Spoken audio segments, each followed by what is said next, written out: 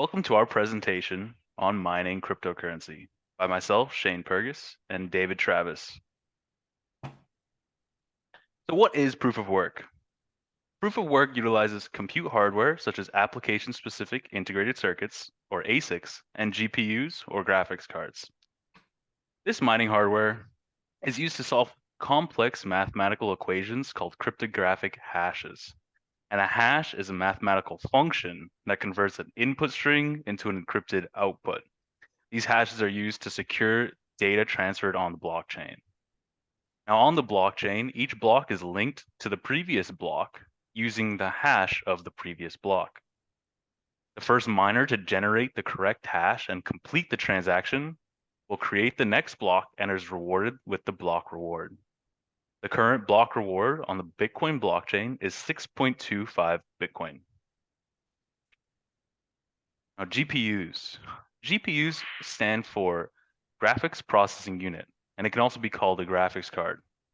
They're found in many modern-day computers and are usually utilized for gaming or graphically intensive processes. So crypto miners at any scale can utilize GPU mining since they usually have the equipment already and can just go up and start mining. Now, the downside to GPUs are that they are less powerful and less efficient than ASIC miners. These are some examples of GPUs on the right. GPU mining. This image on the right is from whattomine.com and shows the cost breakdown, revenue breakdown, hash rates, and electricity usage per GPU. Miners will use this website or websites like it to determine what GPU to mine with and what cryptocurrency to mine. As we can see on the chart, the top of the charts, we'll see the NVIDIA GeForce RTX 4090. NVIDIA's 4000 series cards are extremely powerful, and the 4090 can generate $1.50 per day in revenue, with electric costs being 10 cents per kilowatt hour. The most common GPUs to mine with today are NVIDIA or AMD. A small-scale GPU mining farm. GPU mining farms or rigs come in all shapes and sizes. The one on the right is an example of a 5 GPU small-scale rig.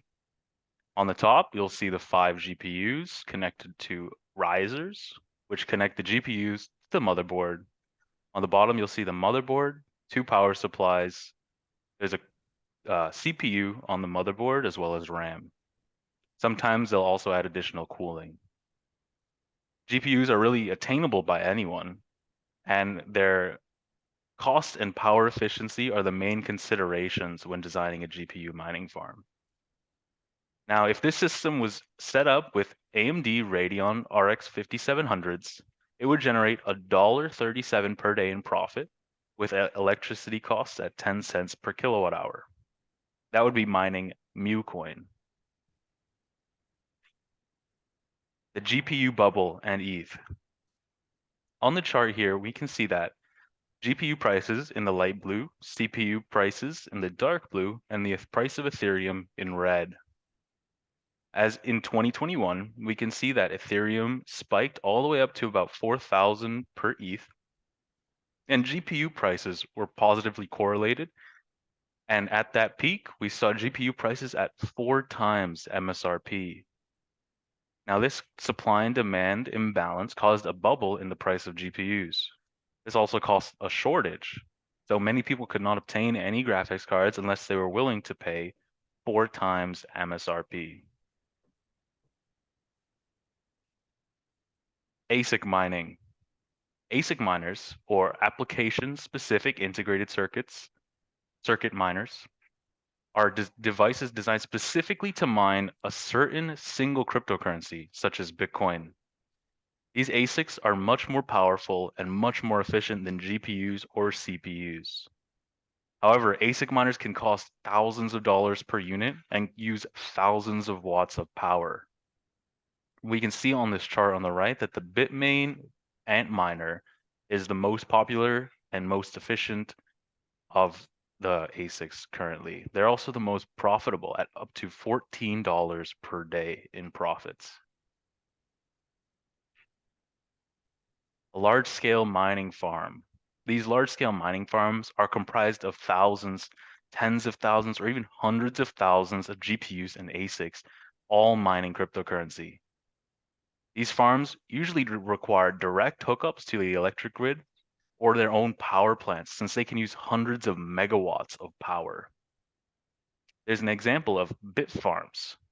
They're a large-scale mining operation, and across 10 of their mining farms, they'll use almost 200 megawatts of power. However, they also generate 12.6 Bitcoin per day, so. Now, another example is Core Scientific. This company was valued at $4.3 billion at its peak, but recently declared bankruptcy due to the collapse of the cryptocurrency market. Other mineable coins. There are many other cryptocurrencies that can be mined. You can see on the right, Bitcoin is most popular, but there's also Dogecoin, Litecoin, Monero, Ethereum Classic. These are probably the most popular options, and you can see by their market cap that they are regularly mined and used. Helium is actually an interesting coin that can be mined, but is mined using 5 gigahertz frequencies, such as a wireless router or a hotspot. Now, profitability from mining these other coins is much more volatile than, let's say, Bitcoin, due to the underlying volatility of the cryptocurrency itself. Energy and proof of work. Proof of work really requires enormous amount of energy to maintain. Bitcoin mining alone consumes an estimated 143 terawatt hours of electricity per year, which is more than many countries such as Norway. On the right, we can see Bitcoin uses more energy than Norway, Bangladesh, Switzerland, Google, and Facebook. It's estimated that cryptocurrencies mining in the United States is responsible for emitting between 25 and 50 million tons of CO2 each year, which is the same from diesel fuel used by US railroads. And before Ethereum moved to proof of stake, mining Ethereum used around 78 terawatt hours of electricity per year. Due to the high electricity usage, many crypto miners have transitioned to renewable energy sources such as solar. Now, electric rates and profitability. Lower electric rates are necessary for crypto mining profitability. This chart on the right shows different countries and their costs, electric costs for mining 1 Bitcoin. Electricity is used to power both the mining hardware as well as the temperature control hardware, such as fans or air conditioning, to keep that hardware in their optimal operating temperatures. Just like data centers, crypto miners want to set up their operations in regions with low electric rates and cold air temperatures as well to reduce both of their costs. And the medium mining power price is about $40 per megawatt hour. Renewable energy. The Bitcoin Mining Council estimated that in Q4 of 2022, renewable energy sources were used for almost 60% of the electricity used to mine Bitcoin, which was a massive jump from Q1 2021 at 36.8%. Cost of energy is one of the most important variables for cryptocurrency mining farms, and that's why many are transitioning to solar or wind. Recently, solar energy has become the cheapest form of energy across the board, giving renewable energy miners a competitive advantage. Now I'm going to pass it off to David. Thank you, Shane. Now I'm gonna go over the history of halvings. So what is a Bitcoin halving? A block is a file containing 1 megabyte of Bitcoin transaction records on the Bitcoin blockchain. So miners compete to add the next block by solving complex mathematical problems with specialized software, producing a random 64-character output known as hash. So finishing the process and locking the block so it can be changed. Once the blocks are complete, the miners receive the Bitcoin as the reward. The production of new Bitcoin reduces by 50% after every 210,000 blocks are mined, which happens approximately every 4 years. This process will continue until 21 million Bitcoin that can be mined or produced.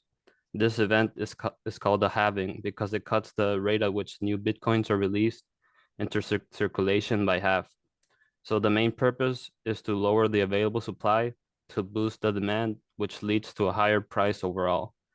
So Bitcoin started in 2009 with 50 Bitcoins, and then it cuts in half every 4 years, approximately. So in the history of Bitcoin, there have been 3 halvings. And as we can see on the chart, once a halving happenings, there is an upward trend in the price of Bitcoin. So it might be a good idea to buy Bitcoin in the next halving, which is in 2024. Next slide. Hash rate over time. Hash rate is a term used to describe the computational power of a mining machine or network. It refers to the number of calculations or hashes that a mining device can perform per second. A higher hash rate means a greater ability to solve the complex mathematical problems, which give miners a higher chance of finding a new block and earning the rewards. So hash rate rises as more machines are incorporated into the market by miners searching for blocks. So hash rate can be measured in billions, trillions, quadrillions, and even quintillions. These are the measurements of how many calculations can be made each second. Exahashes per second are equivalent to 1 quintillion hashes and are the main measurement of the Bitcoin hash rate. Miners may only be willing to mine Bitcoin if it is profitable. So a lower price in Bitcoin may lead to no demand and miners will not use the resources on mining, which causes the hash rate to go down as well. Next slide. So crypto mining stocks. Mining requires a significant amount of energy and computing power, and companies that specialize in mining often invest heavily in these resources. They may also provide mining services to other individuals or businesses, either for a fee or by pooling resources to increase their chances of solving the math problems and earning the block rewards. Investing in crypto mining stocks may be a good way to participate in the mining industry without having to pay all the mining equipment costs. So mining profitability can depend on factors such as the difficulty of the math problems, cost of energy, and the specialized hardware used. As of this year, there hasn't been too much movement on mining stocks, but there was a huge gains in January. The mid to long-term price movement of Bitcoin will be an important factor for the performance of these stocks. The expansion of public Bitcoin mining in the US continues to expand as American miners export one of the biggest ASIC imports in January. New machines and an increase in Bitcoin's price lead to a surge in the network's hash rate to all-time highs. However, miners' income lowered by the rising network difficulty. So more competition means more network difficulty for the miners.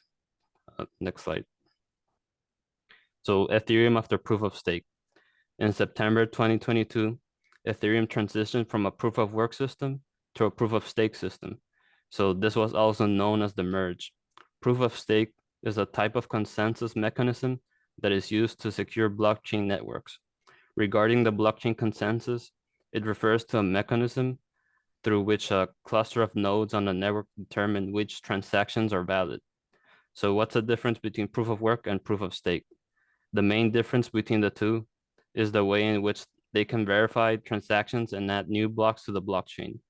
In proof of work, miners compete to solve the puzzles against each other, which require a lot of energy and computational power, which makes proof of work highly energy intensive. In proof of stake, validators are chosen to create new blocks based on the amount of Ethereum they have staked in their wallets. Validators are chosen randomly, but having more Ethereum gives you a higher chance of being chosen.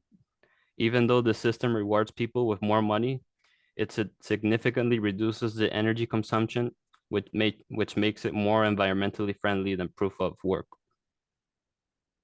Next slide, please. Ethereum block rewards. Block rewards in Ethereum serve as a method to motivate validators to maintain the blockchain network by determining which blocks are valid and adding them to the blockchain. I don't know that. There are 2 guaranteed sources of funding for the block reward and 1 optional source. The first is consensus rewards. These are rewards paid by the Ethereum protocol itself to the validator securing the network. And then there is the execution rewards, which is also known as gas.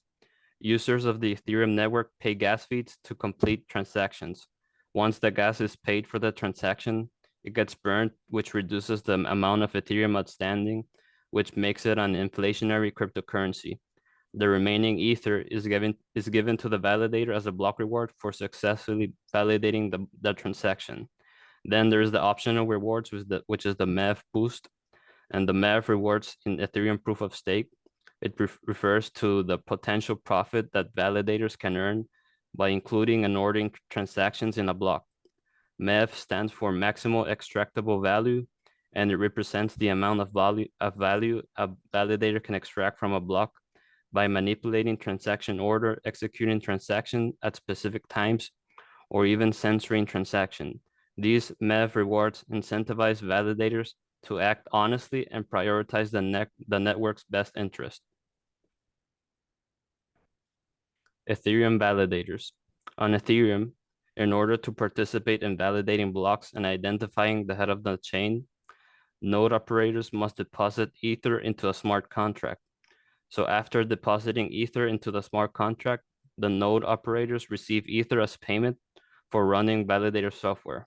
This software checks if new blocks received through the peer-to-peer network are valid and uses the fork choice algorithm to figure out which block is the head of the chain. So validators on Ethereum have two main responsibilities. The first is to check new blocks and confirm their validity. And second, to propose new blocks when they are randomly selected from the group of all validators. If a validator fails to fulfill these responsibilities when asked to do so, they will not receive an Ether payout. In addition to these tasks, validators may also be responsible for signature aggregation and participating in sync committees. When validators perform these tasks correctly, they receive reward for their contributions to the security and stability of the Ethereum network. So economics of Bitcoin mining, cryptocurrency mining cost. So the first is hardware cost. Bitcoin mining requires specialized computer hardware, such as ASICs or GPUs, which can be expensive to purchase and maintain. And the second cost is energy cost. Bitcoin mining requires a lot of electricity to power the hardware and used in the process. The cost of electricity can vary depending on the location and the availability of renewable energy sources.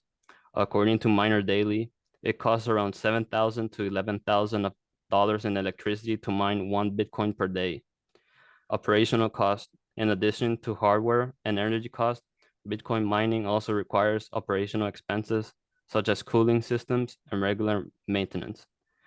So in here, I put an example of a formula that may be used to see how many hashes are required to mine 1 Bitcoin, and then the time taken for an ASIC miner to mine 1 Bitcoin.